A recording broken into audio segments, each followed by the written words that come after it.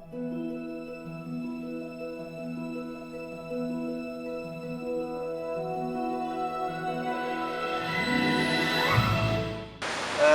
Arif, dipanggil Ripe.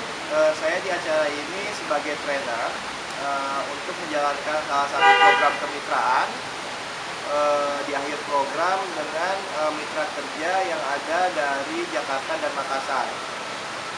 Kemudian dalam pelaksanaan kegiatan ini saya menerapkan 3K, yaitu tentang konten, konsep, dan juga komposisi.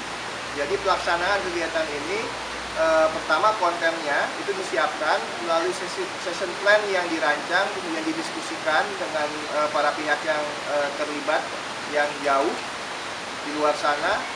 Kemudian tentang konsep, yaitu metode pelaksanaan, itu pun kita buat sedemikian rupa sehingga konten yang disampaikan itu bisa dibuat dengan metode yang berbeda. Kemudian yang ketiga adalah komposisi.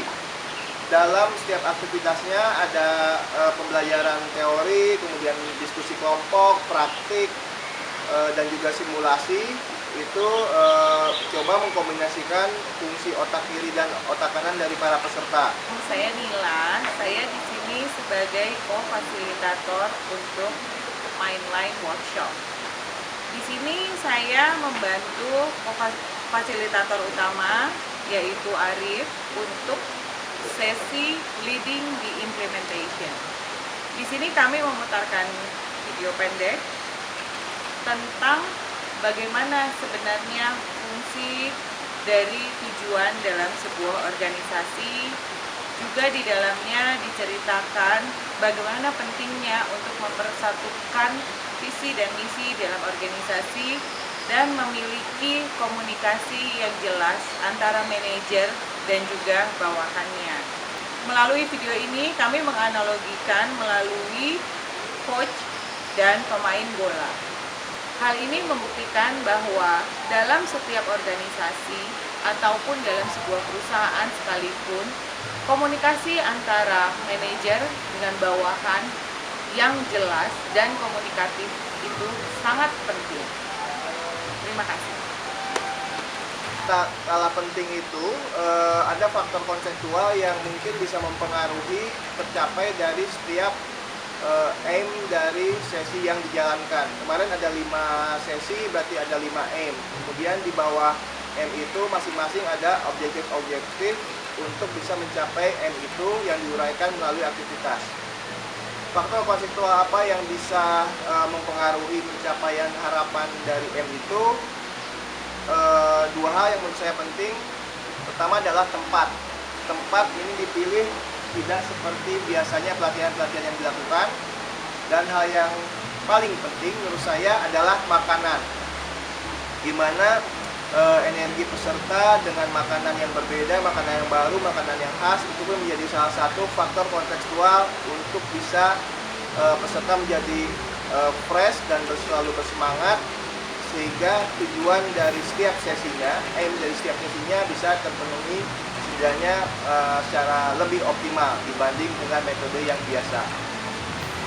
Salah satu indikator yang bisa diukur dari kegiatan ini adalah statement dokumentasi yang bisa melalui media audiovisual, yaitu peserta diminta statement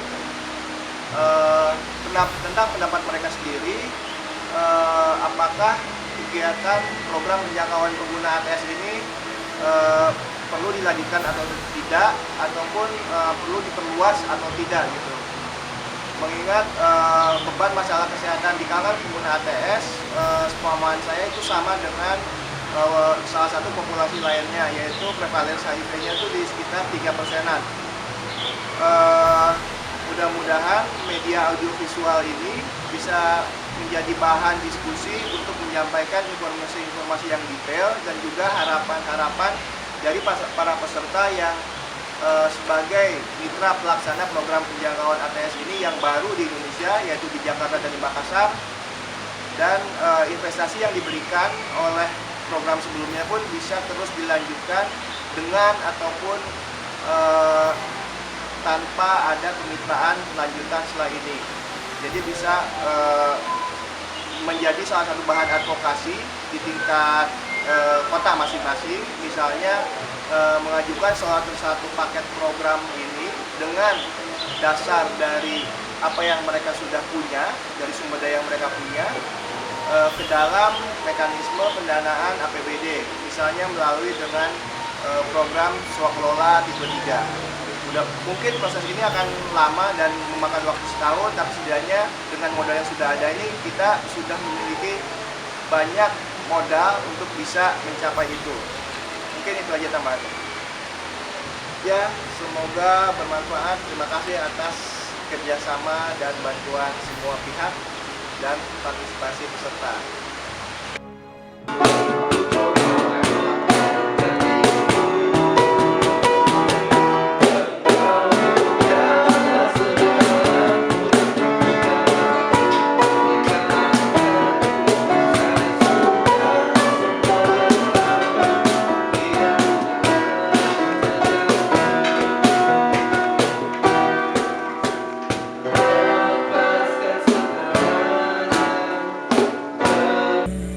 Lepaskan segala